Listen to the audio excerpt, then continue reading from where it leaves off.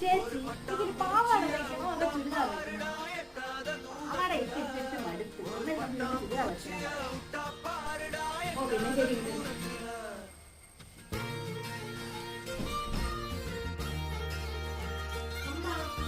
ഒരേപോലത്തെ രണ്ട് സാരി എപ്പോഴും പാവാട എടുത്തിട്ട് രക്ഷ ഇനി നമുക്ക് പിന്നെ ഫുൾ രണ്ട് ചുരിദാർ പൈസ ഒന്നല്ല കൈ ഒരേപോലെ